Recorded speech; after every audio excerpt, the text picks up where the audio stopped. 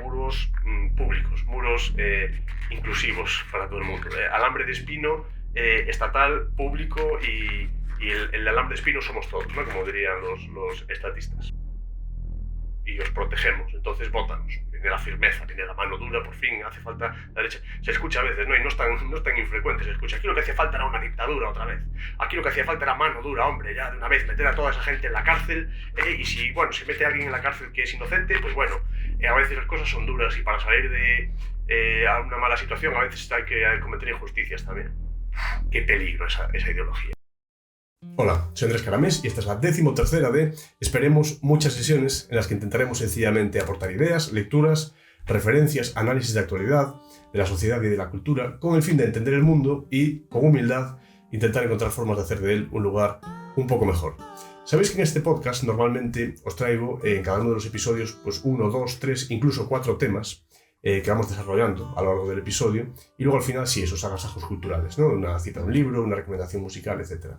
Para este episodio en concreto os voy a traer solo un tema, que es el tema de la inmigración, que por su extensión, por su complejidad y por la dificultad que tiene el atajarlo, ¿no? Por ese grado de complejidad que tiene un tema como este, creo que merece la pena dedicarle todo el tiempo de un episodio. Vamos a intentar desarrollarlo con calma, diferentes vértices. No quiero decir que vaya a ser un desarrollo exhaustivo de una temática como es la inmigración, pero sí vamos a intentar dar nuevos puntos de vista y un análisis crítico de estos elementos que quizás pues, no se escuchan tan a menudo, ¿no? Vamos a intentarlo al menos. Y luego sí, al final pues, pasaremos a esos agasajos culturales, una cita y una recomendación musical como siempre. Vale, vamos allá.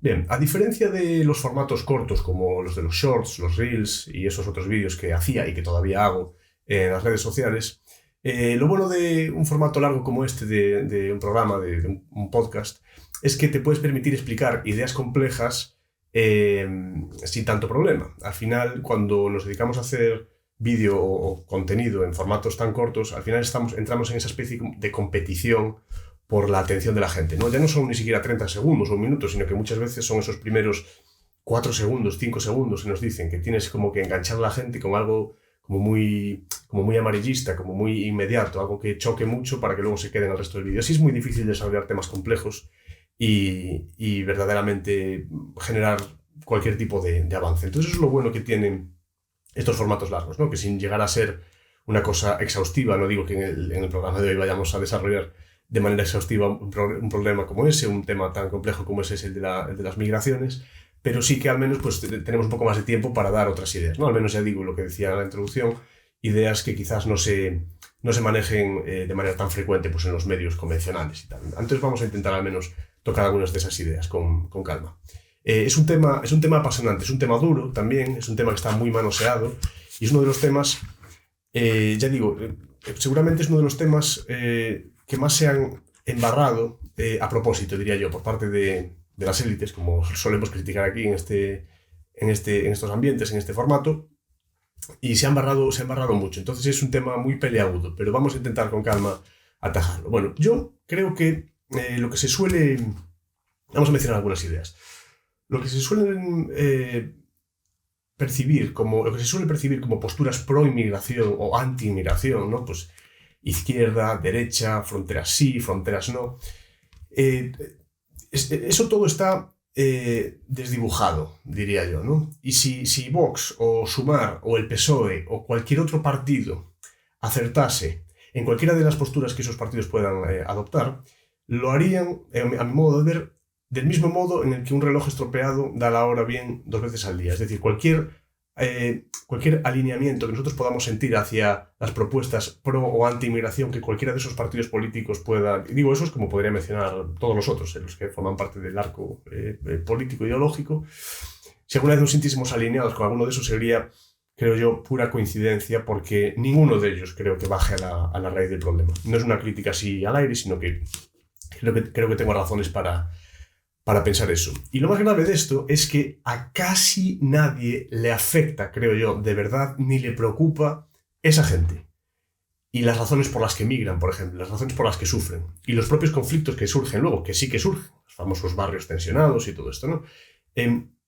me parece que a la mayor parte de esas personas no les importa, realmente no les afecta, sino que están viendo, en vez de un poco más allá, están viendo un poco más acá, están pensando en la inmediatez, en cómo les puede beneficiar a ellos de manera política el ser muy buenos haciendo esto, o ser muy malos, muy malos, pero hacer un poco como de poli malo, ¿no? Decir, bueno, pues yo quiero, pues estilo, ya sabes, ¿no? Estilo, pues lo de Trump, ¿no? Lo del muro aquí, muro sí, muro no. En España también. Migración sí, migración no. Fronteras, más fronteras, menos. Se desdibuja todo mucho y no se va nunca a la raíz del problema y al final, ya digo, creo que en ninguna parte de ese arco ideológico encontramos a nadie que esté ahora mismo hablando de cuál es la raíz de todos esos problemas. Entonces vamos a seguir trabajando con esas ideas que os comentaba al principio, ¿vale?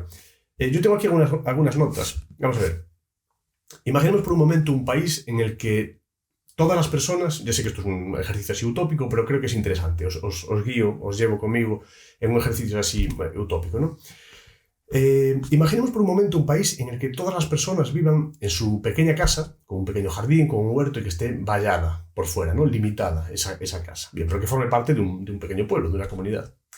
Y que en ese pueblo o comunidad, allí, en ese sitio, nada estuviese gestionado por el Estado. Nada, cuando digo nada es nada. Incluso la carretera que conecta, las carreteras las pagan cada uno de sus vecinos, su tramo de delante, y llegan a acuerdos para poner esa especie de calles que tienen, y luego para conectar el pueblo con el pueblo de al lado han llegado a un acuerdo también y han puesto pasta.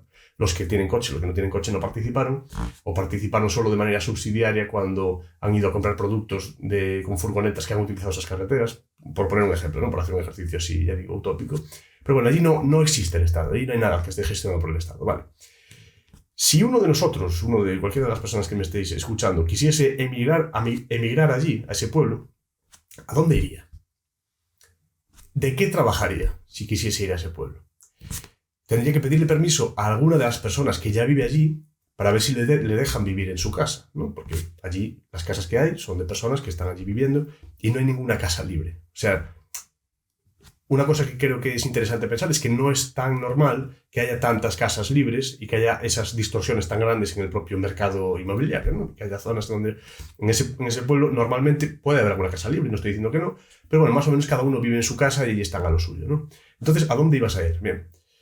Tendrías que pedirle permiso a esas personas para ver si podrías ir a su casa. O tendrías que preguntarles si puedes comprar un trozo de tierra de aquella zona para construirte tú una. Y mientras te la construyes, ver si te puedes hospedar en algún sitio. No sé si esa comunidad tendría hoteles o no, o tendría sitios donde alojarse, pero bueno, sería cuestión de acordarlo con ellos. En todo caso, tendrías que pedir permiso, ¿verdad? Y tendrías que ser aceptado por esa gente que vive allí. No por un gobierno. No por millones de personas que votan si se pone una muralla o no, una valla o no, sino por la gente que vive allí. Esta manera de plantear el problema creo que nos ayuda a entender que no es normal que haya organismos como los organismos estatales que hayan monopolizado y sientan como propio todo el territorio de un sitio, como por ejemplo lo que se llama Francia o lo que se llama España o lo que sea, que lo sientan como propio y sintiéndolo como propio decidan ellos si quieren o no que seres humanos, no nos olvidemos que son seres humanos porque parece que alguna gente se le olvida, puedan entrar o no.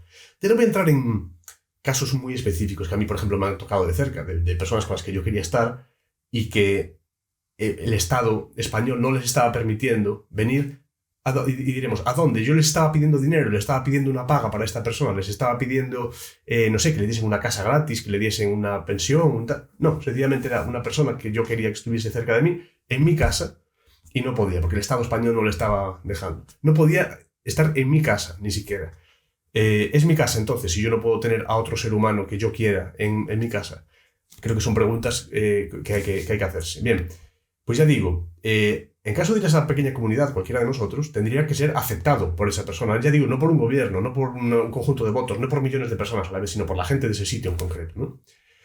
Vale, en la situación actual, con infraestructuras, con muchas empresas, servicios, etcétera, que son suministrados por el Estado, con dinero extraído por la fuerza a la gente, todas las prebendas estatales, todo el gran mecanismo, la gran maquinaria que supone el Estado, se genera una serie de espacios neutros, se generan lo que se llaman también bienes de posición, pues que al final entras en un hospital y te atienden, o las calles, se está pagando por la fuerza a gente que vaya y limpie esas calles, y hay lo típico que se dice, ¿no? Pues tú, oye, puede ser pobre aquí, puede ser pobre en, no sé, un sitio muy... no, es que no me gusta poner ejemplos porque parece que todos esos sitios son pobres y que siempre lo pasa mal, y hay de todo, ¿no? Pero bueno, imaginemos los típicos países en Namibia, ¿no? O tal, pues una zona como muy pobre de allí, ¿no? Con bajo nivel de, pues no sé, de bajo nivel industrial, con muchas guerras, con hambrunas, con sequías, con cosas. Bueno, se puede ser muy pobre en un sitio como ese y se puede ser muy pobre en una ciudad española donde por la calle, por ejemplo, puedes beber de agua potable de cualquier fuente por ahí. Entonces, el agua ya la tienes más o menos suministrada, ¿no? Esos son bienes que por el propio hecho de estar allí ya los tienes, ¿no? Bien. Entonces digo, en la situación actual, con esta prevalencia estatal y toda esta infraestructura que el Estado maneja, hay muchos de esos bienes, muchas de esas cosas que están disponibles para todo el mundo, prácticamente, para quien pase por allí. Y hay calles, bueno, de hecho las calles en general, no son de nadie, son del Estado, entonces son públicas, son lo que se llaman espacios públicos. Los espacios públicos es lo peor que puede haber, o sea, es peligrosísimo. Los espacios públicos, quiero decir, gestionados por un Estado. Si fuesen gestionados por esta comunidad que yo digo, que acuerdan ellos, oye, vamos a poner un trocito de cada una de nuestras parcelas aquí abajo y crear un parque que podamos usar entre todos y lo mantenemos entre todos y llegamos a un acuerdo, a mí me parece muy bien. Y vamos a llamarle parque público, para que jueguen ahí los niños y... perdona. Que jueguen ahí los niños y no tener que preocuparnos cada uno de tener nuestros propios columpios o lo que sea, ¿no? Vamos a sindicar ahí un poco de dinero y les ponemos ahí un sitio para jugar. Perdonadme que voy a subir un poquito el micro, que creo que se me va a escuchar mejor. Bueno, no tendría yo ningún problema en que a eso se le llamase parque público, espacio público, lo que sea. Pero bueno, me entendéis que de lo que estoy hablando, de lo que ocurre hoy en día es otra cosa, ¿no? Son muchas otras cosas que están a disposición. Bien.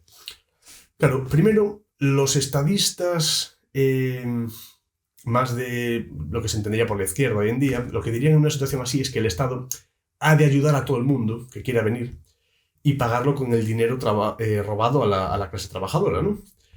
Desplazando, además, que esto lo he comentado muchísimas veces, pero bueno, cuando lo comento, os gusta y a partir de ahí empezamos a desarrollar pensamientos. Desplazando la virtud de la caridad, de ayudar a alguien que verdaderamente lo necesita, desplazándola desde las personas de a pie hacia una especie de ente abstracto, como es el Estado. De pronto es el Estado el que ayuda.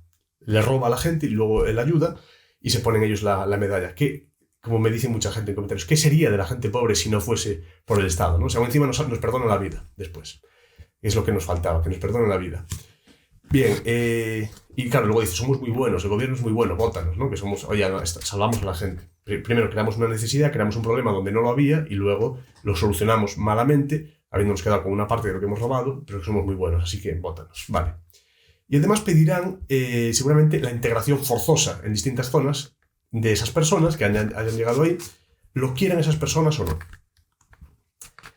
Bien, después seguramente vendrán los estatistas de derechas que vendrán como a solucionar el problema, digamos, con posiciones probablemente racistas o proto-racistas, al menos xenófobas, con limitaciones de movilidad, con vallas, con muros, etcétera, pero no muros, digamos, privados o muros comunitarios acordados por la gente para, oye, esta es nuestra zona, vamos a delimitarla para tenerla limpia, eso, tener claro qué es de quién, etcétera. No, muros públicos, muros inclusivos para todo el mundo. Alambre de espino estatal, público y el alambre de espino somos todos, ¿no? Como dirían los estatistas. El Estado somos todos.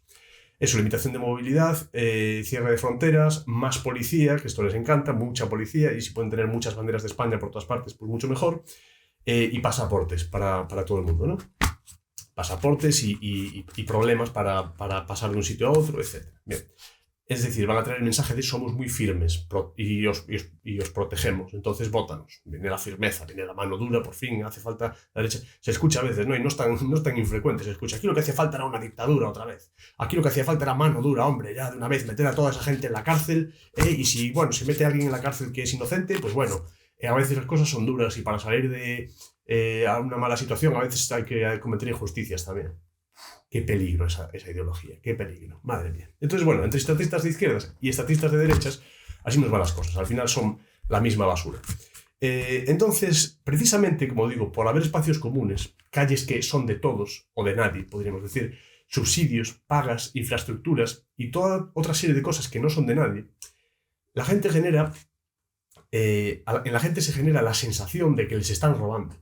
porque les están robando. Es cierto que les están robando, pero es el sistema el que les está robando, y luego generando incentivos para que esa gente que no tiene nada, no son culpables verdaderamente, para que esa gente venga, digamos, y viva de esa manera. Claro, ¿qué ocurre en la mentalidad de la gente? Este es el tema peleagudo con el tema de la inmigración. La gente se siente robada, la gente se siente atacada, porque está siendo robada y está siendo atacada, pero no por los inmigrantes, sino por el Estado. Y desplazan la agresión que deberían tener hacia el organismo que les está robando la mitad de lo que ganan todos los años, que está entrando en colusión con las grandes empresas para hacer que la gente sea cada vez más pobre y pagar los salarios míseros, que a las grandes empresas les vaya muy bien, que al Estado le vaya muy bien, que tengan récords de recaudación de toda la historia. Y al mismo tiempo los barrios tensionados, problemas, no hay casas, delincuencia, nadie tiene trabajo. ¿Creéis que les importa a ellos? No les importa lo más mínimo. Es más, si hay tensión, mejor, porque entonces se pasarán la pelota unos a otros y estaremos siempre que viene la ultraderecha, que viene la ultraizquierda, que llega Podemos, que viene Vox, y ellos felices, felices. El estatismo de todo color pasándose la pelota de los unos a los otros. Y así estamos. Entonces, precisamente porque hay cosas que no son de nadie, se generan esos conflictos y esos problemas, ¿no? Y la gente tiene la sensación de que se les está robando porque se les está robando, pero están apuntando a quien no es. Cuando se genera ese racismo, las personas racistas o xenófobas han desplazado su rabia desde el Estado extractor y de las élites extractivas y opresivas hacia el inmigrante que le va a hacer algo o le va a quitar lo que es suyo. Es un desplazamiento de pura psicología freudiana, se produce un desplazamiento. Eso es lo que ocurre. Vale. Entonces, esta es una de las ideas, ¿no? Ya digo, estatismo de izquierdas y de derechas atajan estos problemas de una manera totalmente, bueno, es que ni siquiera es ineficiente, es una manera mentirosa, trapalleira, que diríamos en Galicia. Saben bien que esto lo único que genera son tensiones, digamos, de voto y democráticas y tal, porque ya lo utilizan ellos de esa manera, ¿no? Vale. Bien, sigo con ideas que tengo aquí anotadas. Hoy tengo una serie de ideas aquí anotadas, yo las voy desarrollando y vemos que podemos ir sacando de aquí. Esta especie de tándem que hay entre Estado y gran capital, digamos, grandes corporaciones, empresas, etc., hoy en día se nutre del tema este de la inmigración. Esto yo llevo un tiempo analizándolo. Uno ve, es que no hay a veces uno ve un fenómeno y luego viaja a otro país o está, por desgracia, tiene que ir a algún sitio y ve una gran ciudad europea, ve Berlín o Londres o tal, y empieza a analizar dinámicas que puedes presenciar en esos sitios, las empiezas a analizar y te das cuenta de cómo pues hay una gran masa de inmigrantes, por ejemplo, que son una suerte como de nuevo proletariado, ¿no? Con una situación precaria tremenda, con la precariedad de las viviendas también es tremenda y tal. Entonces empiezas a tirar del hilo y dices, uy, aquí hay algo. Vale. En el panorama español, por ejemplo, vamos al panorama español, que es un poco que quizás que podemos conocer así, un poco más de cerca. Es generalmente lo que se conoce como la izquierda. Es ese bloque el que defiende la inmigración, ¿no? Normalmente, se suele decir. Ya sé que es muy, muy generalizado, pero es como se suele ver. Y es la derecha la que no es que se oponga a la inmigración, sino que critica la inmigración ilegal, ¿no? La inmigración descontrolada. Es decir, si la inmigración fuese controlada, no habría tanto problema, ¿no? Lo único que nos falta es, la gente está entrando sin que le pongamos el sello, le pongamos un cuño. Si le pusiésemos un sello, un cuño, si estuviese controlada, lo típico, ¿no? La gente si viene, que venga a trabajar y tal. Entonces ahí no habría problema porque llegasen 2 millones de personas. Claro, el problema es que la ilegal realmente, no tengo el dato aquí, lo siento mucho, pero no creo firmemente que no es la mayoritaria. Lo de las parteras es minoritaria. La inmigración grande es la legal, es la que viene con visados, con son millones de personas, ¿eh? O sea, en España hay muchísima gente que llega ya con su tarjetita, con el visado, que le dan el no sé qué tal. O sea, que la ilegal no es verdaderamente que no digo que no sea problemática, puede ser problemática también, pero los números no van por ahí. Lo que pasa es que es un poco lo que más choca y tal. Bueno, y de todos modos, sea legal o sea ilegal, hay mucha gente a la que le conviene este tema de la inmigración, entonces hay que tirar de ese hilo. Vale. Yo lo que sí creo es que a ninguno de esos dos enfoques, a lo que se conoce como izquierda y a la derecha en España, no creo que les preocupen esas personas realmente. No estoy acusando uno a uno a esos políticos de no tener corazón, de que no le importen. No es una cuestión no es un ataque ad hominem. No estoy diciendo que son desalmados los de este partido político, los de otro partido político también. No digo que ellos sean desalmados. Hablo de los enfoques y de las ideologías que manejan, que creo que van por ahí. Y ambas posturas, podemos decirlo así, me parecen que son racistas, clasistas y que responden a los intereses del Estado y de sus amigos empresarios.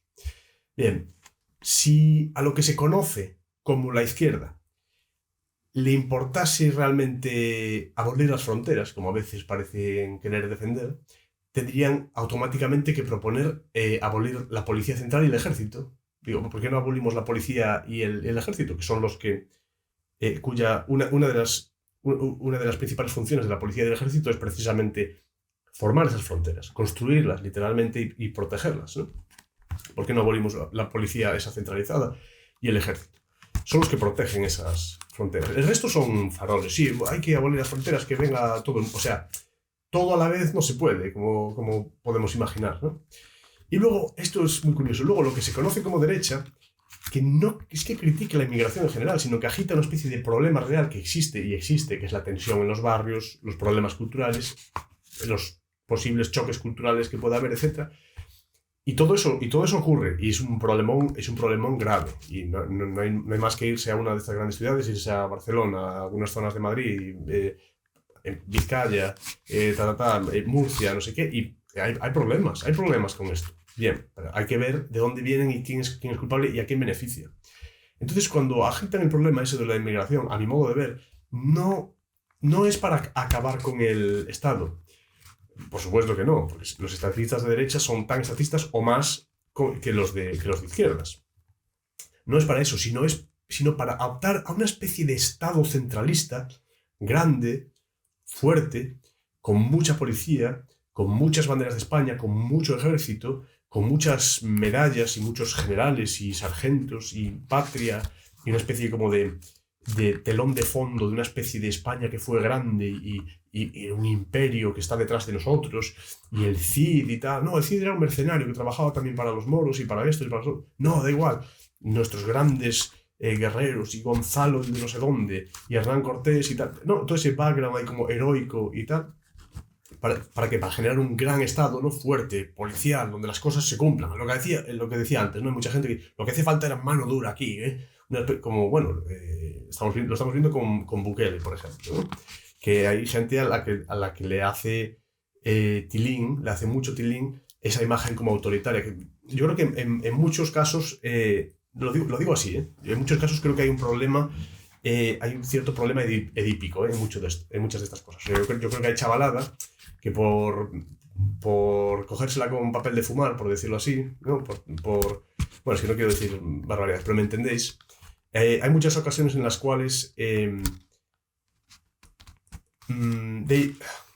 perdonad, iba a decir, esas personas, sí, se dice en inglés they look up to, ¿cómo se dice eso? Admiran, como que, sí, como admiran, como idolatran, como esperan una imagen, esperan como un personaje salvífico, ¿no? Fuerte, estricto, que tenga las cosas claras, que haga que se cumpla la ley del padre, que viene desde arriba y tal, una especie como... Entonces, claro, de ahí a una dictadura, de ahí a una teocracia, de ahí a un Estado fuerte, de ahí a un Estado policial. Bueno, estos días, con el tema este del vídeo de Bukele que subí tal, o clips que subió mi editor de cuando comenté lo de Bukele, claro, había mucha gente así de una especie de derechona, así desdibujada, que realmente son de izquierdas, pero que no lo saben, creen que son de derechas, pero son muy de izquierdas. Los pobres no lo saben, con todo el amor del mundo, de verdad lo digo, pero es que no se dan cuenta de que realmente son muy socialistas. Bueno, hubo algunos que sí me lo reconocieron, ¿eh? Algunos, ya hablando así un poquito más personalmente, me dijeron, no, sí, nosotros somos nacionalsocialistas, o sea, nazis, ¿no? Y lo reconocen y tal, y bueno, pues al menos sabéis que sois socialistas. Pero hay gente que cree que es de derechas y realmente es de izquierdas, y lo pues que todavía no se dan cuenta y tal. Vale. Pues con esto de Bukele, claro, unos comentarios ahí, unos ataques que flipas. Claro, porque es que no sabes qué tal, y lo mal que estaban las cosas, y hace falta. Y hay alguno que decía yo, algún nostálgico, ¿no? Podríamos decir, yo es que viví en un estado policial y por lo menos se podía salir de casa y no sé qué. Como si hubiese una especie de enemistad entre las élites que propugnaron aquella dictadura en aquel momento y que pudiese, sí, haber una suerte de seguridad por las calles, no lo dudo, me parece muy bien, pues que es esa misma gente la que ahora ha generado esta otra situación. Es decir, una vez más estamos en las falsas dicotomías, una vez más se ha convencido a muchísima gente de que las únicas opciones son o democracia o dictadura. Y eso hay que quitárselo de la cabeza ya. O sea, a veces me parece que hay que rebobinar y explicar las cosas más elementales todavía. Hay que empezar a veces por el ABC, yo creo, porque nos pasa... Esto es entonar el mea culpa 100%. Y yo soy el primer culpable también. Que a veces bueno, no lo podéis ver en el móvil, pero estamos aquí parapetados detrás de montañas de libros y estamos aquí con la teoría y escribiendo cosas y haciendo un tal y esto y estudios. Este nuevo libro que salió, a ver, voy a ver qué es el último grip. Estamos con la teoría, estudiando la historia, a ver qué pasó con esto, tal. Porque nos gustan estas cosas y es muy entretenido, aprendes, hablas con gente, es una maravilla.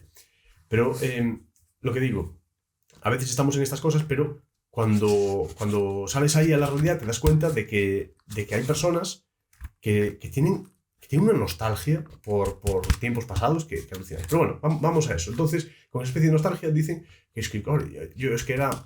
en mis tiempos era muy seguro andar por la calle y tal. Esas mismas personas son las que han generado esta nueva situación. Por eso decía, hay que empezar a veces por el ABC, que nos perdemos aquí en los libros y hay que hablar de las cosas más elementales. A veces no, con mucha frecuencia se utilizan herramientas de manipulación como la de la falsa dicotomía, haciéndonos creer que tenemos que elegir entre democracia o dictadura, por ejemplo. Eso es totalmente falso. Y hay muchísima gente que en cuanto critica esa democracia creen que lo que quieres es una dictadura. O hay mucha gente que dice, no, es que rechazo esta dictadura, rechazo esta democracia, que es muy opresiva también. Entonces, la única alternativa que puedo encontrar es que venga alguien muy autoritario que ponga las cosas en orden. Cuando podría ser la gente perfectamente quien ponga las cosas en orden. Y esas son las vías que la mayor parte de la gente parece no querer explorar, no atreverse a querer ver. Vale, este es el tema. Entonces, ya digo, a veces nos parapetamos aquí entre libros y no pensamos que hay muchas personas que ni siquiera se han planteado... Esto es curioso. Hay muchas personas que llegan a los 20 y pico años, 30 y pico años, 40 veces o más, sin haber concebido nunca, ni una sola vez, que haya otra opción que no sea un Estado fuerte democrático o un Estado fuerte autoritario y totalitario.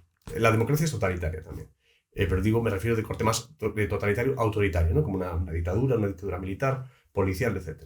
Parece que esas fueran las únicas dos opciones. Entonces, creo que hay que hacer un ejercicio también de, en cuanto se pueda, oye, recordarle a la gente, hey, vamos a abrir un poco los ojos, vamos a abrir un poco los ojos, vamos a recordar que hay otras maneras de organizarse, que no todo tiene que ser o una dictadura o una democracia.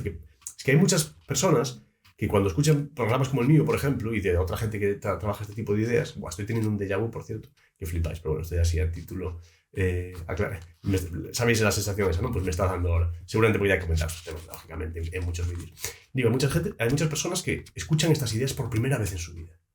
Dices, ¿cómo? O sea, que si no es dictadura, es democracia. Si no es democracia, es dictadura. Y dices que no, que hay otras maneras. Sí, se podrían organizar otras vías. Por ejemplo, mucha gente que ha descartado, ya sin irnos a locuras, ¿no? No. Mucha gente ya descarta, por ejemplo, la cuestión de la monarquía, porque se ve como anacrónica, ¿no? Una cuestión anacrónica, la monarquía. Pues quizás la democracia totalitaria esta que tenemos ahora también. O quizás las autocracias, o quizás ya digo, los regímenes totalitarios de corte así un poco más agresivo, más dictatorial, más policial, también podemos verlo como anacrónico. Pero ya digo, hay gente que tiene esa especie de nostalgia, ¿no? Y casi pediría esa especie de fuerza. Bueno, en todo caso, la manera que tienen de enfocar el tema de la inmigración, que es lo que nos toca hoy, no parece ser tampoco lo más correcto. Seguimos buscando detalles ahí que nos puedan ayudar a arrojar luz. La patronal. Oye, cada 2x3 mira ahí unas noticias de la patronal vasca, la patronal de no sé qué, los empresarios de Cataluña, la patronal española, la COE, no sé qué. Oye, y te vas encontrando con pequeñas noticias, cada 2x3, pequeñas noticias que dicen que las patronales piden más inmigración, que hace falta mano de obra, que no están naciendo niños, entonces que hace falta mano de obra, que hay que mantener el rollo y que tiene que venir inmigración y tal. Yo sospecharía, al menos. O sea, yo sí veo a una asociación de grandes empresarios diciendo que hace falta más mano de obra y que tiene que venir gente y tal, ahí hay unos intereses detrás, claramente, ¿no? Entonces, lo dejamos ahí como nota. No digo por qué ni para qué, pero lo dejamos como nota ahí. Claro, la gente sigue viniendo de África, ¿no? Por ejemplo. O sea, de hecho, al parecer, tampoco tengo aquí el dato justo delante, pero al parecer ya no hay tanta inmigración, por ejemplo, de lo que sería norte de África, Marruecos, etcétera. Desde luego, toda aquella inmigración que hubo en la época del ladrillo desde los países hermanos de Hispanoamérica, etcétera, al parecer ya no es tanto así, pero ahora al parecer la inmigración ha dado un pequeño paso a más inmigración de regiones subsaharianas, etcétera. Eso es lo que se comenta, ¿no? En el tema sociológico. Bueno, pues la gente viene de África. Bien, en África se pueden encontrar grupos de personas, tanto local como a nivel como a nivel más amplio, gubernamental, etcétera, que están pidiendo a los jóvenes que se queden. Están pidiendo a los jóvenes que se queden, que no se vayan. Porque si pensad lo que supone para un país, ya desde una pequeña comunidad, un pueblo, una ciudad incluso, un país, o incluso un estado, aunque quisiésemos verlo todavía en lógica de estados, ¿no? Vale, ok, con esa retórica, ¿no? De estados y este estado, este otro, tal. Aunque queramos verlo así. Lo que supone para una comunidad criar a un bebé, luego un niño que crece, que estudia, no sé qué tal, un bebé, una niña, tal, crece, se alimenta, crece, y cuando llega a la madurez, cuando ya puede trabajar, producir una persona inteligente, formada, que además ha gozado de salud, que ha crecido, se ha desarrollado su musculatura, sus huesos, su cerebro, etc., ¡pum!, me piro para Europa. ¿Sabes lo que significa eso? Porque parece que nunca se piensa en lo que queda allí al otro lado, ¿no? Parece que lo único que nos preocupa es la situación de la gente que viene. Bueno, ¿por qué vienen? ¿Y qué dejan allí? ¿Quién está allí? ¿Por qué piensan en dejar aquel sitio? ¿Por qué se supone que esto es mejor? Y cuando vienen, ¿es verdaderamente mejor? O muchas veces acaban en una situación muy mala aquí también. ¿Vienen engañados? O aunque vengan, si mejoran su situación, es esa generación la generación de esa situación superior aquí, digamos, artificial o engañosa. Claro, porque, ya digo, esos sitios de donde esa gente se escapa, se desangran. Y porque vienen a hacer una especie de sueño europeo que además no siempre se cumple. Pero ¿por qué nadie piensa en cómo quedan esas aldeas de repente huérfanas de gente joven y de gente que va a dinamizar esos sitios, etcétera? Bueno, yo creo que para dejar de ser racista, verdaderamente, habría que preguntarse ¿por qué querría alguien dejar su tierra, su lugar de origen, su familia, su cultura? ¿Qué incentivos hay ahí? Cuando se ataja el problema de las migraciones, la mayor parte de las veces solo se ataja, oye, es que hay esa persona que viene ahí en un cayuco, este no, este vino con papeles y es legal, pero tal, este otro que llegó de esta otra manera, pero ahora está ilegal y sabe si consigue los papeles. Y siempre se ve como la situación de aquí y tal, y uno dice, pero ¿por qué vienen aquí? Mirad, yo tuve unas conversaciones muy interesantes cuando me fui a vivir a Reino Unido con personas de allí, donde yo hacía preguntas que, claro, cuando se está fuera de un contexto quizás así más, pues no sé cómo decirlo, académico o, sí, de estudio, podemos decir, pues pueden sonar muy fuertes. Cuando uno está en plan ahí medio científico, estudiar y tal, pues se desensibiliza un poco, es cierto, ¿no? Pero también me parece que es positivo porque hay veces que si estamos demasiado expuestos a lo que nos ponen en la tele, lo que se supone que es el mainstream, lo políticamente correcto, etcétera, parece que acabamos no pudiendo decir nada. Entonces eso no creo que sea útil tampoco para desarrollar ideas. Entonces, claro, yo decía muchas veces, digo, bueno, hablábamos, por ejemplo, de Reino Unido, ¿no? Y de lo que ocurre en Londres, ¿no? Que en Londres prácticamente no hay gente, británica, vamos a decir así, o de origen británico. Sí que hay, ¿no? Pero quiero decir que es muy poca realmente. Ya no digo 1, 2, 3, yo decía, es que hay que pensar, hay que plantearse por qué hay personas de otras culturas in the first place, aquí en Londres. ¿Por qué? En primer término, ¿a qué se debe que haya personas aquí que no sean británicas? Porque claro, si tiramos del hilo, igual empezamos a ver, por ejemplo, decimos, es que la comunidad afroamericana en Estados Unidos, digo, bueno, pero ¿por qué hay afroamericanos en América? ¿Por qué hay personas negras en América? Es que parece que nos hemos olvidado ya del tema de la esclavitud. ¿Por qué tantas personas indias y pakistaníes en Reino Unido? Es que nos hemos olvidado ya de las colonias del Reino Unido en la India, en Pakistán, y el expolio, y las masacres, y las injusticias que se cometieron. Y no solo eso, sino que en lo que se supone que es la huida de las propias colonias, se deja una especie de minas plantadas, una serie de incentivos que luego van a hacer que esas colonias se puedan seguir manipulando desde la distancia. Que eso es lo grave de todo esto. Y bueno, os voy a contar otro ejemplo luego que es sangrante con respecto a estas cosas, de cómo luego esas personas vuelven ya digamos convertidas en este caso pues, en británicas o en francesas, lo que sea, a machacar el propio sitio del cual sus familias provenían. Así de opresivo es el Estado. Bueno, luego lo comentamos. Pero te digo que para dejar de ser racista hay que empezar a preguntarse también qué queda en el otro lado, qué queda en la gente esa que se va. Porque en África se han promovido guerrillas internas, se han promovido guerras, generado guerras directamente, esto lo sabe todo el mundo. Se han alimentado diferentes facciones de guerrillas, de jefecillos feudales de por allí, con armamento occidental. Se han generado hambrunas artificiales. Lo hablábamos el otro día, no sé qué vídeo era, que lo de las hambrunas es una cosa totalmente artificial. En 2024, después de llevar miles de años en asentamientos, el ser humano ya siendo capaz de cultivar, siendo capaz de tener animales que son reservas caloríficas tremendas de carne, de grasa, etc., pudiendo cultivar, pudiendo tener legumbres modificadas y seleccionadas con el paso de los siglos para que tengan otro tamaño, no sé qué. ¿Cómo puede haber una hambruna hoy en día? ¿Que somos idiotas? Que la gente, lo de la hambruna, que es que no supo prever que a veces pasan 4 años sin llover en su zona y aún así viven allí, en medio del polvo. O sea, es una visión tan racista, tan sumamente... Es una visión tan sumamente...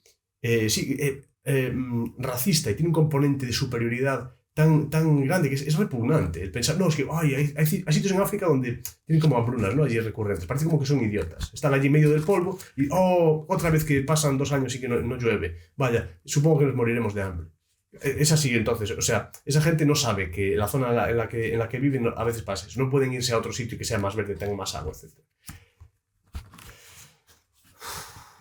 Me molesta mucho cuando se trata con tanta condescendencia a grupos de seres humanos, porque a la gente parece que se les olvida que son seres humanos y que no son idiotas. Entonces, si hay una hambruna, mira un poquito más de cerca, porque es probable que haya un tío con una AK-47 cortando una carretera y cortando los suministros.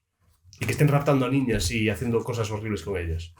Y será muy probable también que estén influyendo grandes potencias occidentales en esos sitios utilizando la guerra y la hambruna como arma política, como se ha hecho históricamente muchas veces. Lo ha hecho Francia muchas veces, lo ha hecho China, Rusia, la Unión Soviética, generando...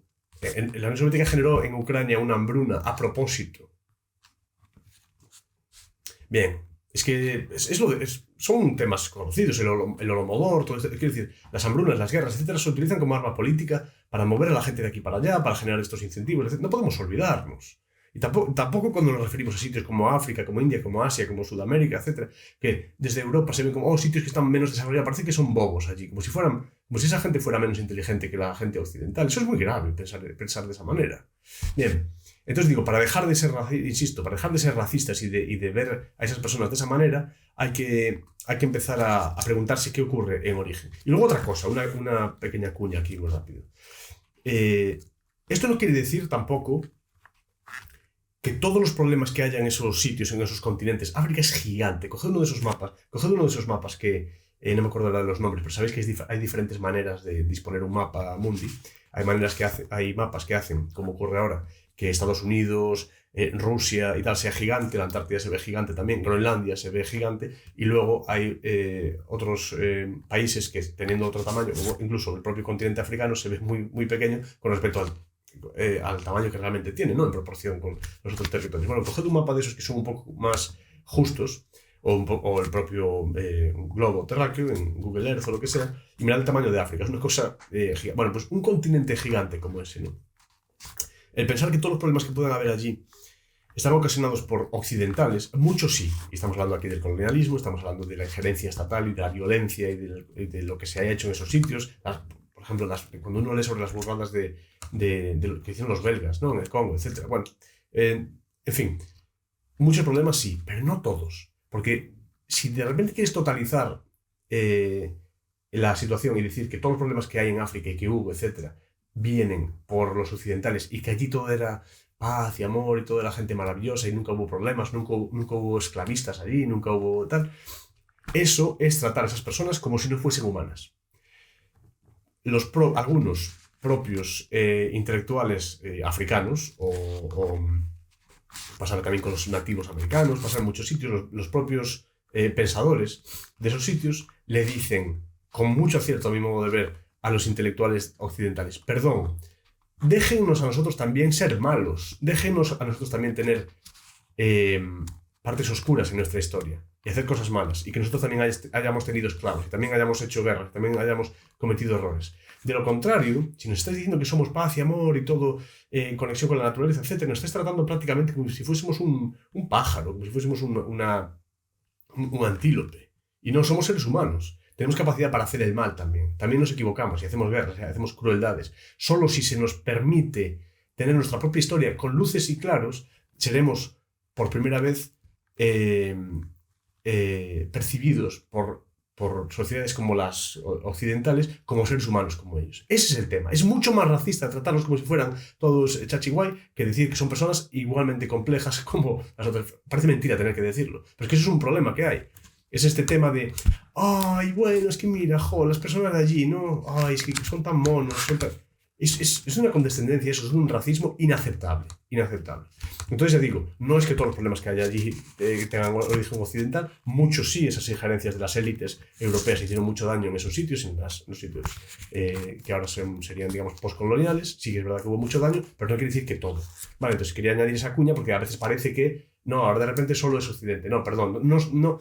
Dejad de intentar ser el ombligo del mundo. Es esto que os comenté alguna vez de Zizek, ¿no? Que decía que esa especie de fustigamiento continuo de las élites académicas occidentales, lo que hacen es, con esa asunción de una pseudo culpa, que no es culpa de verdad, ese fustigamiento, preservan para ellos mismos su posición de universalidad dentro de la moral y de la estructura, digamos, social mundial. Somos el centro del mundo, incluso para lo bueno y para lo malo. No, perdón. Ellos tienen también sus propias historias, sus tradiciones, habrán hecho cosas buenas, cosas malas, etc. Es la única manera de ver a esas personas como lo que son seres humanos. De lo contrario, los estás tratando como si no lo fuesen.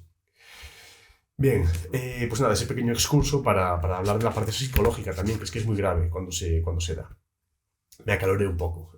Seguimos. Lo que decía, la gente, por lo general, no quiere irse de su casa porque sí. Hoy vivo aquí en una aldea en tal sitio, pero me voy porque sí. Y no siempre es solo, me voy porque me ofrecen mejores condiciones materiales en aquel sitio. Porque si fuese así, ¿qué pasa? Una vez más, la gente de allí entonces, que son bobos, no sabrían imitarlo, o decir, vamos a disponer del tipo de sociedad de tal manera que podamos... Que no haga falta que nos vayamos a vivir a París, que podamos hacer esto aquí en nuestra aldea. O hay problemas allí políticos, o hay expolios, o está el Estado allí haciendo de las suyas también, o está allí esa visión que debería ser erradicada tan pronto podamos de esa prevalencia estatal y de esa violencia. Porque a lo mejor eso es lo que está haciendo que haya sitios que efectivamente no consigan dejar de ser pobres. Y estamos, por un lado, viendo los problemas que eso genera, y por otro seguimos promulgando las mismas ideas estatólatras en estos sitios. Así no se va a solucionar nunca. Pero es que eso quizás es lo que quieren. Es a donde iba gran parte de lo que estoy comentando hoy. Que es que hay muchos sitios en los que hay mucha gente, muchas élites a las que les interesa que haya esos sitios muy empobrecidos, pasándolo muy mal. Y que llegue gente que venga de sitios donde ha habido muchos problemas. Porque comparativamente se va a poder hacer con ellos muchas otras cosas. Es como cuando venían personas de Hispanoamérica en la época de lo del ladrillo. ¡Ay, qué bien que vienen! Dirían los racistas esos, que bien que vienen panchitos, porque así se les puede pagar menos. Pero se puede ser más sinvergüenza que eso. Dicen, no, es que claro, comparado con lo que ganan allí, aquí se les paga menos y tal. Por eso te interesa a ti la inmigración, ¿no? Entonces ahí es donde hay una colusión entre lo que es la izquierda y lo que es la derecha. Inmigrantes, inmigrantes sí. ¿Para qué? Para poder pagarles menos y que bajen los salarios, comparativamente bajan los salarios de todo el mundo, no solo los de los que vienen así, sino que de repente se empieza a competir a la baja, lógicamente. Y las élites pasándoselo bomba, los empresarios amigos del poder pasándoselo bomba. Y los estados pues también, ¿no? Con sus impuestos, con todas esas mega empresas, etcétera, todos en esas fiestas, yendo a los, en fin, sí, a los burdeles y viviendo todos como rockstars, los miembros del Estado y sus amistades, todos ahí en sus cenas, sus coches, sus cosas, y los demás tragando con los problemas de esa distorsión terrible que ellos generaron. Bien, que la gente no se va de su sitio porque sí. Ahí hay una serie de incentivos. Francia es experta en crear problemas en África, por ejemplo, guerras, masacres, derrocar este gobierno para poner otro, andar jugando a ser Dios todo el tiempo. Pues que es lo que os decía antes, ¿no? Que tengo aquí una nota. Se daba la circunstancia de que acaban yendo a veces chavales africanos alistados en el ejército francés, norafricanos muchas veces, de Túnez, de Argelia, de estos sitios, una o dos generaciones después, o incluso a veces en una generación y tal, a masacrar las zonas de donde sus familias eran originarias, al tiempo que reciben un dinero sucio, sucísimo, lleno de sangre y de dolor, robado por el Estado francés, para pagar ese ejército francés a hacer de las suyas en África. Hasta ese punto llega la manipulación del Estado. Que una persona que una generación anterior era argelina o lo que sea, que vaya a determinados sitios a liarle y a pegar tiros. Recibiendo un dinero sucísimo para que es su modo de vida al estar en ese ejército, recibiendo dinero sucísimo de los impuestos. Para eso van los impuestos, entre otras cosas. Siempre es carreteras, hospitales, escuelas, todo cosas maravillosas. Para eso nunca se mencionan las balas, las metralletas, los buques de guerra, los portaaviones, las bombas nucleares, las cabezas de misil, los cazabombarderos, no sé qué. El otro día estaba hablando todo esto de lo de la defensa y lo de que la gente debería, lógicamente, poder estar armada. Es que no sé qué es esto de desarmar a las personas buenas. No entiendo yo muy bien cómo se supone que tiene que funcionar. O sea, solo pueden tener armas los malos, los delincuentes y los criminales y tal, y la policía. O sea, las personas buenas no pueden tener armas. Una cosa curiosa, ¿no? Bueno, pues me decía una persona, oye, en esas comunidades de las que tú hablas, o en esa situación en la cual pues la gente se organizase de manera voluntaria, ¿cómo podrían comprar un F-18? Dice, claro, dice, no has entendido nada, ¿no?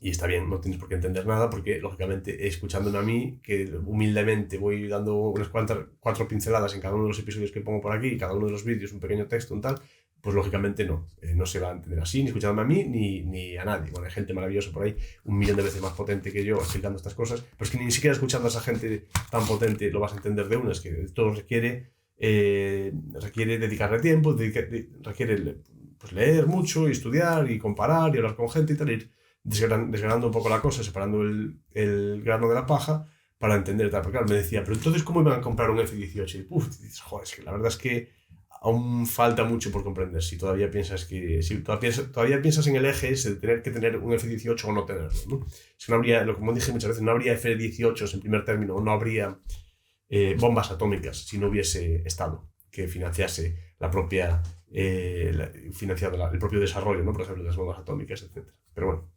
seguimos. Pues eso, ya en la Segunda Guerra Mundial se llamaba el Ejército de África, ¿no? Se le llamaba.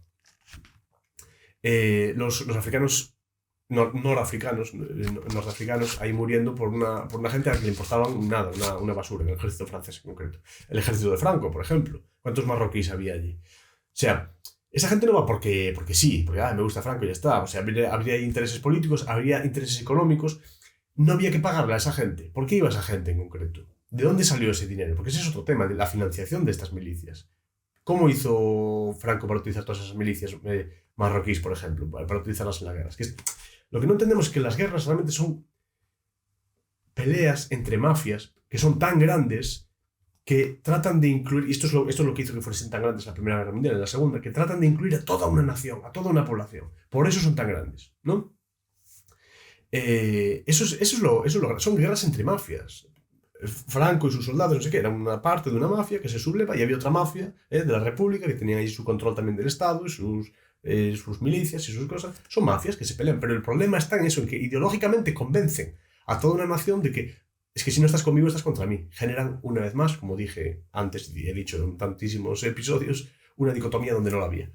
Es que si no eres republicano eres nacional. Es que si no eres fascista o eres comunista. Es que si no eres...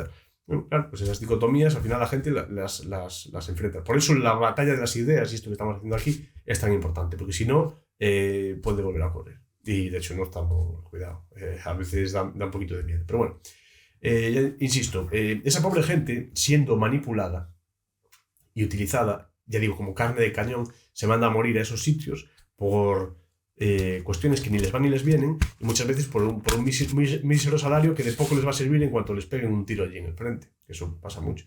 O muchas veces también para mandar dinero a casa. Está todo mal, está todo mal. ¿Qué más notas tengo por aquí? Vale, esa gente, sí, que es que vienen a estos países y tal para mandar dinero a casa, vale. ¿Cómo? A mí se me ocurren un par de opciones. Dinero trabajando, es decir, vale, mano de obra, genial. dirán la patronal y dirán también el Estado, y en sus reuniones y tal dirán, bueno, de lujo, que venga mano de obra de esos otros países, que sean países que deliberadamente sean más pobres o tengan más dificultades económicas. Vamos incluso, si empiezan a prosperar un poco, vamos incluso a hundirlos un poquito, de tal manera que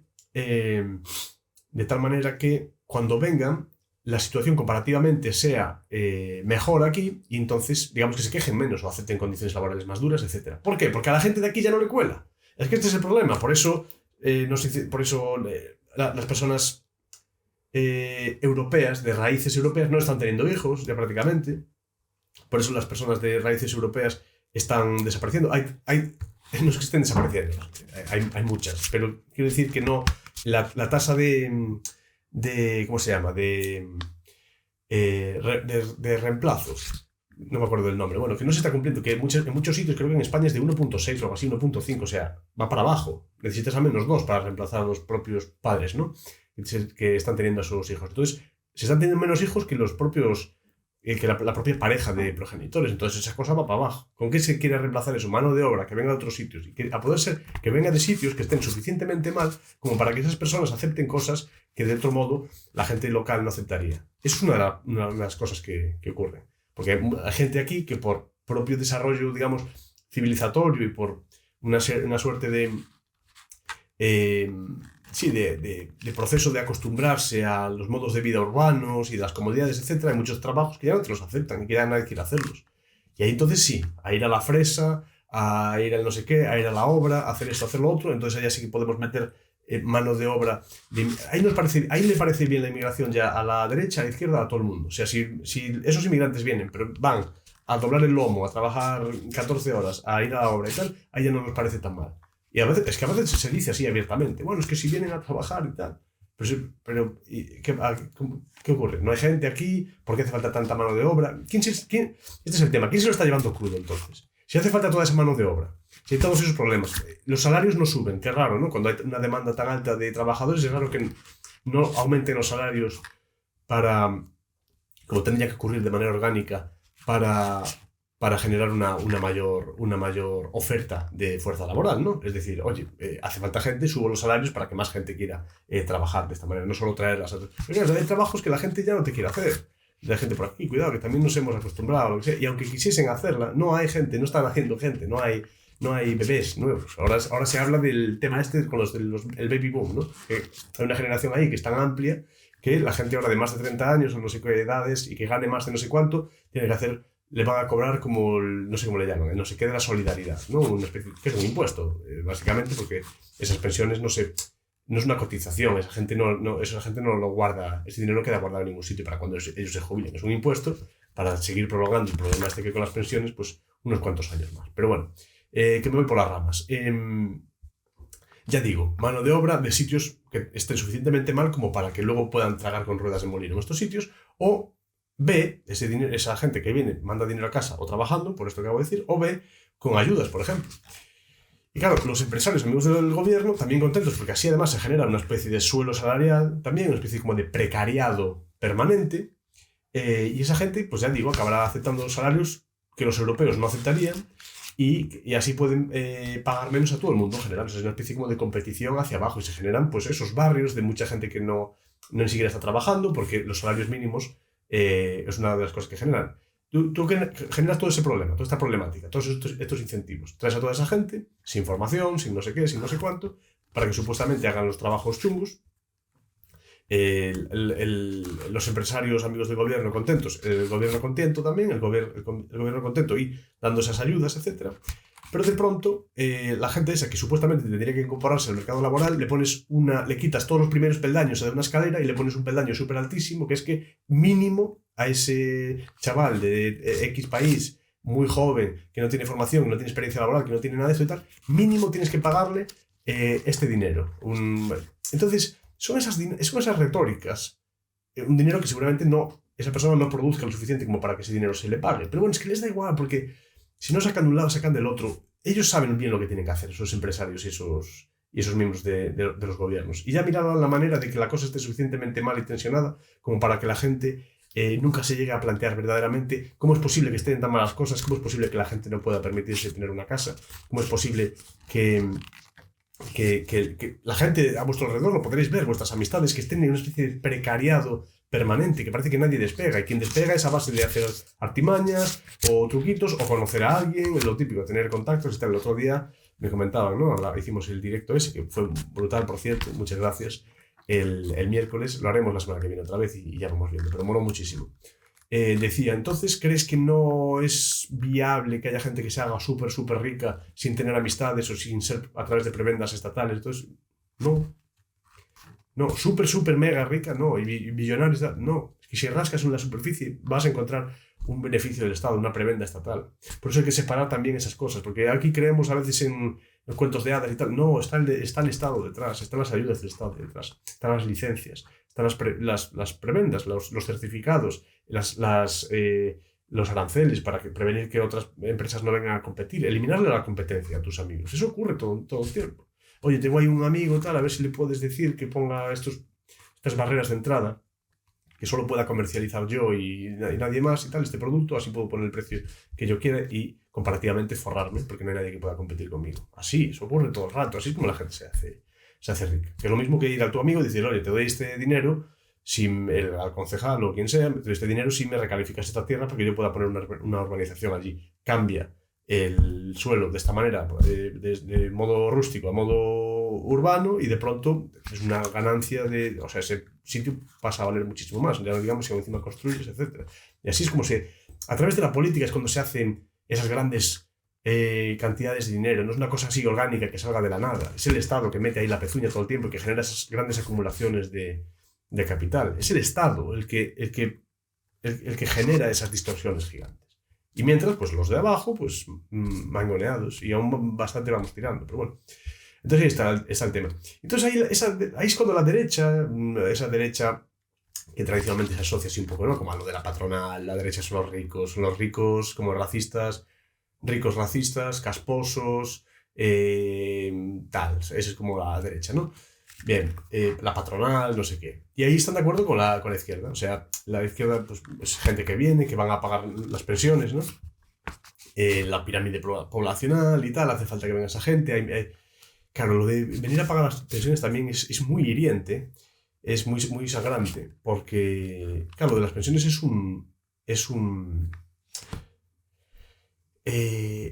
los pensionistas son rehenes. Básicamente. O sea, se han generado millones de...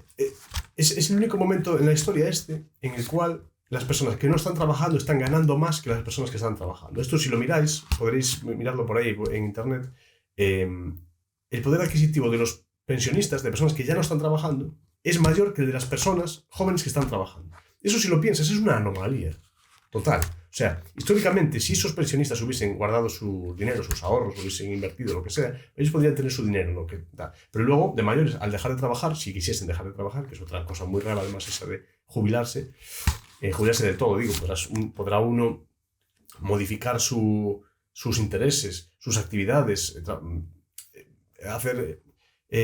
dedicarle más tiempo a esto, a lo otro, al cultivo, al no cultivo, al trabajar en una oficina, pues en vez de una oficina ahora hago esto, ahora le echo una mano a mi familia, ahora pues me dedico a cocinar, ahora voy a hacer carteritas de piel o lo que sea en casa. Pero es muy raro eso de, una vez más, parece que es etapa de crecimiento, etapa de escolarización, ahora 35 años de trabajo y cotización, ahora etapa de jubilación. O sea, estamos siempre en unas coordenadas que nos han dado y nos movemos en esas cuadrículas y todos como robots. Ok, de los 0 a los 5 años guardería y de los 5 a los 12 primaria, de 12 a los 16 secundaria, de los 16 a los 18 bachillerato y preparación de la selectividad, de los 18 a los 22 universidad, de los 22 a los 23 o a los 24 máster en no sé qué, y rápidamente a entrar a subir la escalera, y a subir la escalera empresarial, a trabajar tal. Voy a cotizar durante 30 años, 35, 40 años, y los últimos años de cotización va a ser los que marquen, y llega la jubilación y me jubilo. Y ahora es la época de no hacer nada, trabajar, y que se me empiezan a poner mal las articulaciones, y subirme a un crucero, irme a Benidorm, y viajar un poco por ahí y tal. O sea, la vida es eso. Es así. O debería ser una cosa como mucho más fluida. Y por el medio hay un infinito detalle de lo que supone la relación con otras personas, de pareja, los hijos, que si los nietos, que si he hecho un cable, que si esto tal. Todo eso se puede cuantificar. Se puede cuantificar todo eso en moneda, digamos, en dinero, etc. Es que es una aberración. Vivimos en una especie de cuadrícula que se nos ha dado Yo entiendo que es muy difícil salirse de ahí, pero es que ya hablamos como de los jubilados, los pensionistas, una especie de masa poblacional ahí que está sin hacer nada. Muchas de esas personas podrían perfectamente seguir trabajando, deberían seguir trabajando si quieren. Yo tuve un profesor que lo vi, yo tuve un profesor de literatura que el último día de trabajo vino y estaba llorando y me decía que le obligaban a jubilarse, que él no quería. Claro, una persona muy, muy sabia, con muchas lecturas, que daba muy bien las clases, además recuerdo y tal. Estaba tristísimo porque no podía seguir trabajando. Eso es totalmente anormal. Hay un libro por ahí, hay este concepto japonés del Ikigai, que es esa especie de... Es muy difícil de explicar, ¿no? Pero bueno, es como esa razón de ser de tu vida, ¿no? Aquello para lo cual te levantas, que todos tenemos, deberíamos tener una especie de Ikigai hacia el cual vamos, pues me levanto por la mañana para poder trabajar, ahorrar un poquito, porque el día de mañana me encantaría tener mi propia casita con un estudio de música, imaginemos, ¿no? Bueno, pues ese es tu Ikigai y para lograrlo, pues te motivas, digamos, extra pues, en trabajar, en ahorrar, en tener una vida más o menos sencilla, a lo mejor no sé, aprender un poco, imaginar pues, de finanzas para invertir de tal manera que en interés compuesto llegues a tener unos ahorros que te permitan acceder a esa casa y tal. Bueno, lo que sea, ese es tu Ikigai.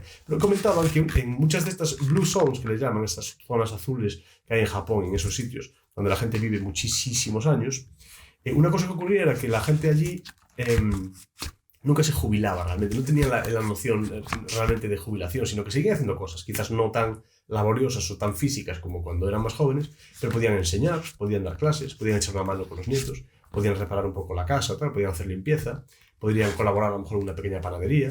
Algunas personas abrían pequeñas tiendecitas de objetos que hacían ellos en casa, así de manera como muy paciente y tal, porque al final las personas mayores pues tienen mucho tiempo, tienen mucha paciencia y tal. Las articulaciones no son lo mejor, pero bueno, para eso están las herramientas y tal, que hacen un poco de bypass de esa especie de problema que tienes luego pues, con la artritis, con la pérdida de movilidad y todo eso, ¿no? Y seguían teniendo una razón por la que levantarse todos los días, tenían una razón por la que seguir, y eso pues al final hace que no te mueras. Yo verdaderamente creo que, luego hay evidentemente enfermedades y problemas, pero yo creo que mucha gente se muere cuando deja de tener algo que hacer. No tengo nada que hacer, no soy útil, no sirvo para nada, no le soy útil a nadie, ni siquiera por la mañana no sé cuál es la razón de que yo salga de la cama, pues ver la tele o hacer esto y tal. Entonces pues el cuerpo se va apagando. Entonces yo creo que eso de dejar de hacer cosas, la propia noción de jubilación me parece que es perniciosa y que está además totalmente, por supuesto, encuadrada valga la redundancia, en una cuadrícula que nos han metido ahí, que es totalmente artificial y además perniciosa. No es que sea artificial en el sentido de una tecnología que pueda ser útil, sino que es verdaderamente limitante. Bueno, hemos hecho un discurso ahora por lo de las pensiones y tal, pero lo que digo, esos pensionistas, a través de ese impuesto, se ha dicho, no, escuchad, en lugar de vivir de una manera sencilla, ahorrar, descansaros un poco en vuestra comunidad, crear vínculos con las personas de alrededor, tener vuestra propia casa, cuidarla, ahorrar un poco de dinero, no sé, guardad oro debajo del suelo si queréis pequeñas monedas que podáis ir ahorrando, trabajar, pensad en el futuro, sed amables con los demás para que no os falte de nada el día de mañana, haced todo eso. En lugar de eso, no hagáis nada. Dejadme que os robe una gran parte del dinero que ganáis todos los años, que ya cuando os jubiléis ya os daré yo dinero. Eso es lo que hizo el Estado, eso lo creo, si no me equivoco, von Bismarck. ¿Qué pasa? Claro, en el momento de hacerlo eran unas pocas decenas de miles de personas que había en Alemania de aquel momento para cobrar y no sé cuantísimos millones de trabajadores para pagar a los que se les estaba robando. Entonces los pensionistas, ¡ay, mira qué bien! Pues me dan esta pensioncita y tal, ¿no? Claro, una persona de repente le da una pensión no sé cuántos años, los primeros pensionistas habían cotizado muy pocos años, entonces aquello parecía una bendición. Amigo, ¿y ahora qué hacemos con todos estos milloncísimos de ancianos que tenemos que han sido tomados como rehenes, literalmente, de manera económica? Ahora que dependen de esas pensiones, dependen del Estado. Amigo, ¿cuántos de esos millones de pensionistas van a votar por ya no digamos por la desaparición del Estado, pero cuántos de ellos van a votar por alguien que diga, mira, esto de las pensiones es que ya no funciona? Y es que no dan los números, es que es imposible. Hay tantísimos pensionistas, poquísima gente trabajando, con sueldos míseros, bla, bla, bla, no dan lo de las pensiones. Es que no da. Es que sea de izquierdas, de derechas, del medio, de abajo, de arriba, no da. Si no da, no da. Y entonces dice, bueno, hay gente que de estos de la nueva política monetaria y tal, ¿cómo le llaman? El New...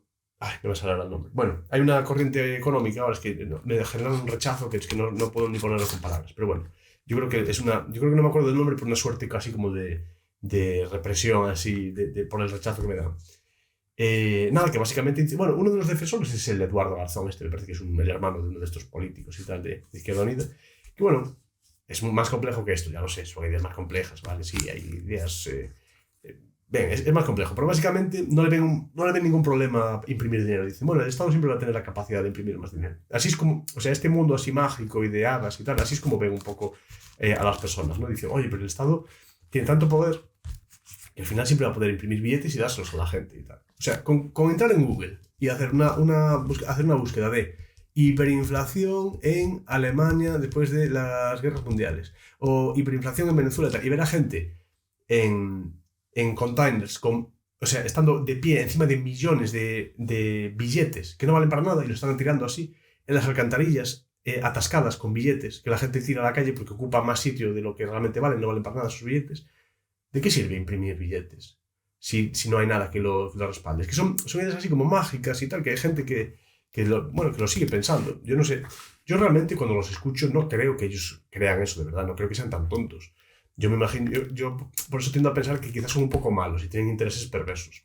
Y aunque digan que son de izquierdas y que es la política monetaria de no sé qué y tal, es gente que a quien beneficia es a las grandes corporaciones y a las grandes personas. O sea, es esta especie de izquierda fascista, corporativista y estatista que hay aquí en España. Son muchas veces peor incluso que lo que se conoce como la derecha sociológica así española. O sea, favorecen mucho más a los empresarios todavía y a la gente que ya esté...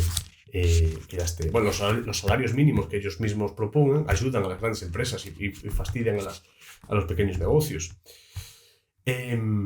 Muchas de las regulaciones y certificados que piden y las licencias, etcétera, benefician a las grandes empresas. Hay grandes empresas que por ser grandes pueden absorber el impacto de regulaciones como esas a nivel de capital, a nivel de deuda, etcétera, y las pequeñas o pequeños negocios tienen que cerrar y se fastidian. Yo no puedo pagarle 1.000 pavos al chaval que me viene a ayudar a hacer pan por la mañana, tengo que cerrar. La gran compañía que tiene una mega fábrica a las afueras de la ciudad donde hace millones de barras de pan y las distribuye por toda la ciudad, esa gran corporación sí puede hacer eso, se lo puede permitir. Hacer unos cuantos chanchullos ahí de horas prorrateo no sé qué, contrato por horas a no sé qué, y ni lo noto. La panadería pequeña cierra.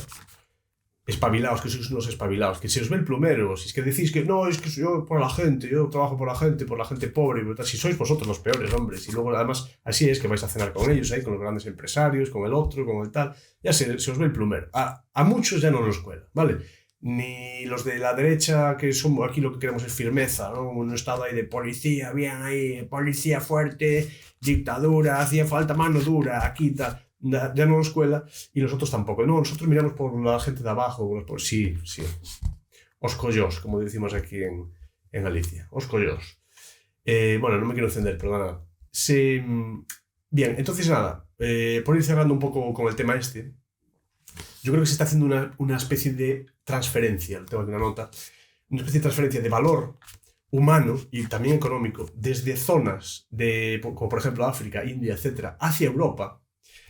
Del mismo modo en que se producían esas transferencias de valor económico y también humano desde zonas rurales hacia zonas urbanas, como os comenté en esos vídeos que hablo sobre lo del caso de las ciudades, el caso en contra de las ciudades, ¿no? De cómo esos éxodos rurales, esa gente yendo a las ciudades se va por unos incentivos económicos que se generan en esas ciudades, dejando huérfanas, vacías y sin posibilidad de dinamizarse, sin energía, sin juventud, sin manos que hagan cosas, y cerebros, mentes, quedan totalmente huérfanas y horadadas, quedan huecas.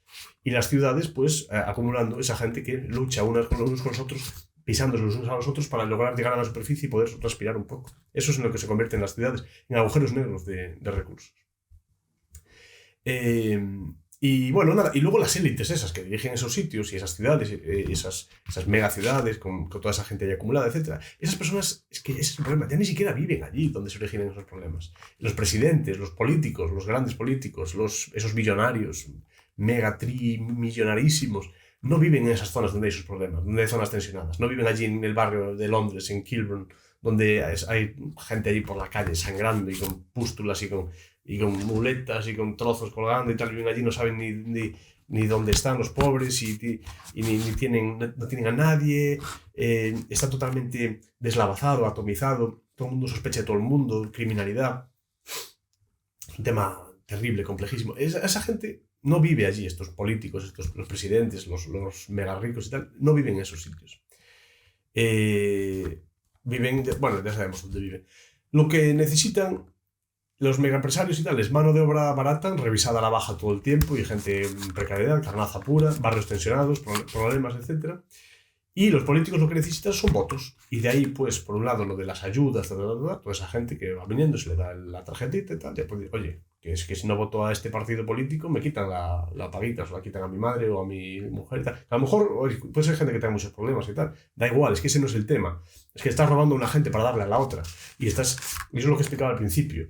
La gente se siente robada por esas personas. Es que ese es el problema también que ocurre con el tema todo de lo de las derechas, las izquierdas y todo el rollo. Yo insisto en la parte esa psicológica que puedo aportar un pelín ahí en el análisis ese. No dejemos de pensar en eso, por favor.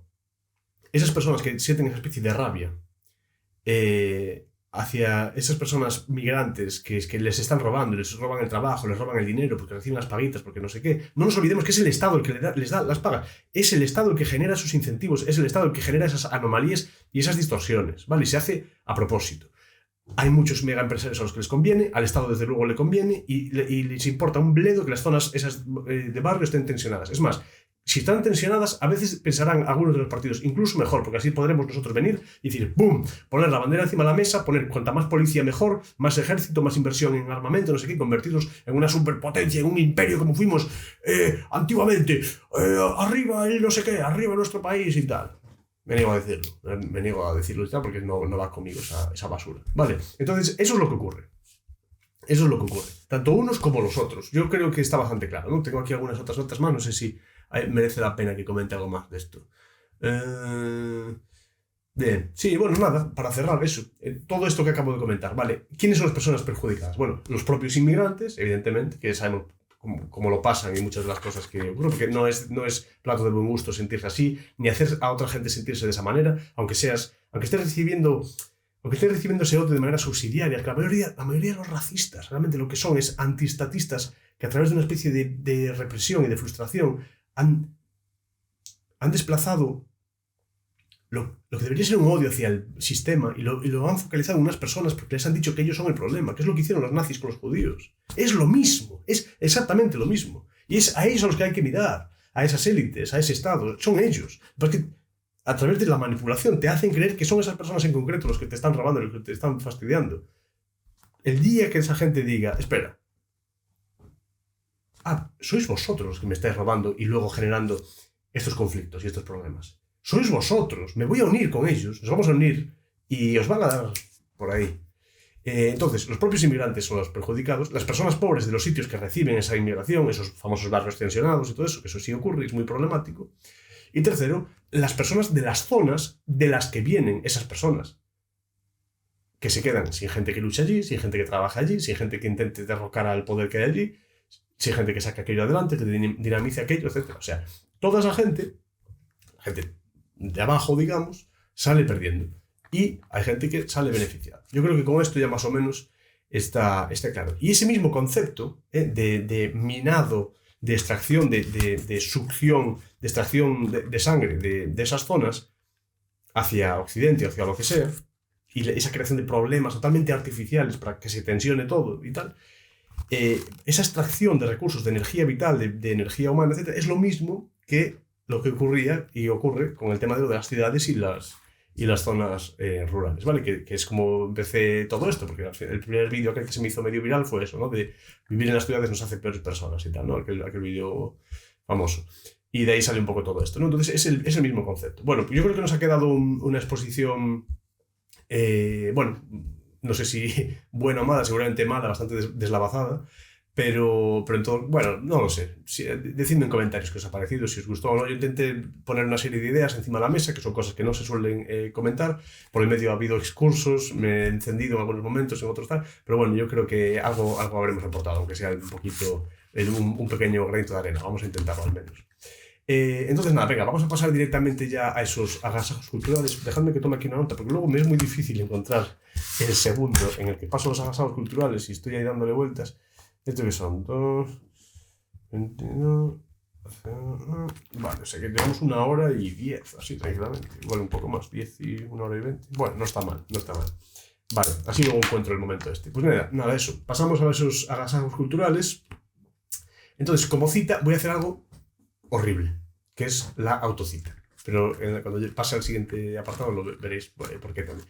Lo sé, lo voy a hacer, lo de la autocita. Pero es que me apetecía incluirla aquí, me apetecía recibir vuestro feedback sobre esta especie de cita, porque serán ideas que vaya desarrollando en estas próximas semanas, entonces me apetecía. Y quería descansar un poco también pues, de los libros que tengo aquí alrededor y no complicarme mucho. Escribí aquí una pequeña cosa que ya les he hablado a algunas personas de ella. Y nada, o sea, es una chorrada, es una auténtica chorrada, que puede ser hasta obvio, pero bueno, me interesa ver vuestro feedback y qué os parece. Vale. Escribí el otro día mientras leía un libro aquí en el que, bueno, son escritos que incluyen, son recopilaciones, incluye pequeños textos, por ejemplo, de David Graeber, del antropólogo anarquista y tal, y gente así. Él es uno de ellos. Pero bueno, leyéndolos, tomé esta nota. Dije, el argumento a favor de la secesión política y en contra de la democracia es muy sencillo. En una sociedad o comunidad humana donde no sea posible convencer a una minoría de que acepte una decisión mayoritaria, votar sería la mejor forma de asegurarse humillación, odio, resentimiento y la destrucción del sentimiento comunitario a causa de la creación artificial y evitable de vencedores y vencidos, de quienes ganarán algo más que esa votación y de quienes perderán algo más que esta. Vale, podéis a lo mejor darle para atrás si queréis, escucharlo otra vez y tal, pero es que me parece bastante transparente. Es decir, la cuestión esta de la democracia, de la secesión, que no se pueda la gente fragmentar, que la gente no puede decidir por sí misma, etc. Es la creación artificial de este paradigma de vencedores y vencidos. De, bueno, pues si perdiste, te fastidias. Ya tendrás oportunidad de reelegir a tu parásito mayor, a tu pastor, dentro de 4 años. Ya tendrás tu pequeña oportunidad para votar a ver si te toca la lotería dentro de 4 años y puedes ser tú el que oprima a los otros. Es absurdo, totalmente, un concepto totalmente absurdo. Bien, pues hay ese palo a la democracia, digamos, y esa autocita. Tenéis que perdonarme, perdonadme. Pero bueno, al final lo que pensaba, ¿no? Que ya os dije alguna vez, me hacía gracia, que a veces parece como que me corto y tal, y digo, bueno, al final, oye, el podcast es mi podcast, es este pequeñito espacio que tengo para comentar ideas, realmente puedo prácticamente hacer lo que quiera, ¿no? Más allá de, cuidado, lógicamente, ¿no? La censura, las leyes y tal. Pero bueno, ya me preocupo yo de cortarme un poco para que no me machaquen, claro, tampoco. Bien, en cuanto a la pieza musical, voy a hacer algo horrible también, aprovechando que este es el episodio 13, no sé si sois supersticiosos o tal, yo casi nunca podría decir, pero este es el episodio 13 y tal, entonces aprovechando esta así especie de locura y ocasión especial, por el número y porque además me encanta que llevemos ya 13, me parece un número que, vale, no son cientos, no llevo muchos años, pero bueno, no sé, me hace ilusión ya ir viendo que llevo unos cuantos programas, que 12, 13, ya son 3 meses y un poquito, mira qué maravilla, me alegro mucho. Muchas gracias otra vez a todo el mundo por el feedback y el apoyo que me dais, que me motiva mucho para seguir. Pues digo, me voy a autocitar también en la parte esta de lo que es lo musical. Acabo de subir, como algunas personas ya habréis visto ayer, digo ayer porque esto lo estaréis viendo el domingo, acabo de subir no, antes de ayer, habréis visto que acabo de subir a Spotify el tema Southern Dream de Andrés Calamés, de Menda, y veréis de hecho que cuando escuchéis el tema veréis que es el tema este del podcast, es la sintonía, ¿no? Del podcast, es la música con la que se abre y con la que se cierra el podcast y muchos de mis vídeos de YouTube. Es esa música que hice allí en Reino Unido cuando estuve allí, de una manera así un poco apresurada para poder no tener que pagar derechos de autor a una música que me habían dicho por internet que no tenía derechos de autor. La descargué, monté todo el vídeo, hice todo y pum, me lo flaguean de repente, me lo desmonetizan y me dicen, no, este vídeo tienes que pagar derechos de autor o no sé qué. Digo, oye, si me habían dicho que no tenía derechos de autor, dije, bueno, pues mira, no sé cuántas horas me pasé buscando esa canción, seleccionando el estilo, el tempo también para que me fuese con las imágenes y tal.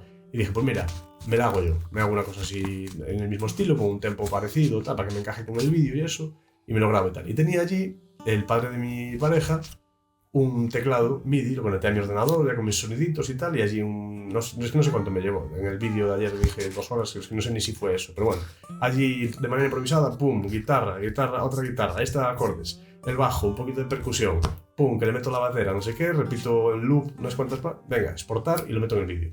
La versión que subí a Spotify ya es versión pues masterizada, con una buena mezcla, no sé qué, que ya suena un poquito mejor y tal. Pero bueno, que me habían preguntado bastantes personas, que qué tema era ese, si se podía escuchar, dónde se podía conseguir y tal, pues ya lo tenéis como single en Spotify disponible para todo el mundo, ¿vale? Espero que os guste. Entonces nada, eso, que la disfrutéis. Aprovechad ahora, por favor, para comentar algo, si os ha gustado, si no, ponedle un ok, lo que sea, sabéis que esas cosas, lo de siempre, nutren al algoritmo y tal. Suscribiros, si todavía no lo habéis hecho, podéis volveros miembros del canal, si queréis, podéis apoyarme en Patreon también, recordad, y ahí podemos hablar, incluso tenemos una especie de chat interno, compartimos lecturas, libros, etc. Y nada, y sobre todo, pues eso, compartid el podcast con gente que conozcáis, a las que les pueda molar y tal. Este ha sido un episodio intenso, podéis mandarle cualquiera de los otros, incluso la playlist que tengo por eso, tanto en Spotify como en YouTube de este humilde podcast. Nada, muchísimas gracias a todas las personas que me escuchan por ese apoyo, por escucharme semanalmente. Insisto, dadme feedback, lo agradezco mucho.